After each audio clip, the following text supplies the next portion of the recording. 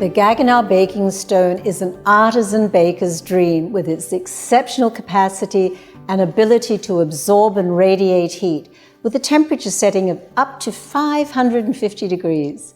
Again, it's the professional results one can achieve with baking with a stone that makes it so desirable. Seeing and tasting the sourdough you have nurtured rise into a perfect crusty bread, or your handmade pizza with vegetables from your garden, cooked to perfection in minutes. And what about this beautiful apple tart? Achieving results like this is an amazing feeling. The optional baking stone accessory comes with a stainless steel frame to support the stone in the oven and also prevent the stone from marking surfaces if it is removed before it's completely cooled, as well as a pizza peel for placing pizzas and breads into the oven. Cornmeal or 00 flour should be sprinkled on the peel before the pizza is prepared to ensure it releases easily.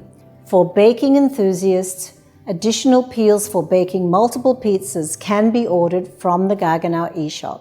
The baking stone works in conjunction with a required heating element that must be ordered separately. The exposed heating element effectively heats the entire stone, creating a true brick oven effect. The porous baked clay composition of the stone releases humidity during the baking process, aiding in the formation of perfect crusts.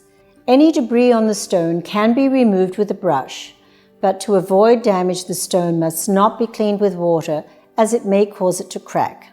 Once brushed clean, the stone can be turned over and heated over the exposed element to remove additional cooking debris.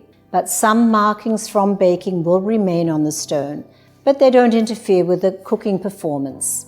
Both sides of the stone can be used for baking. Don't worry if you are new to baking with a hearthstone, Gaggenau has you covered. In the automatic programs, you will find recipes with guidance for baking a variety of breads and pizza, and there are curated recipes available in the Home Connect app.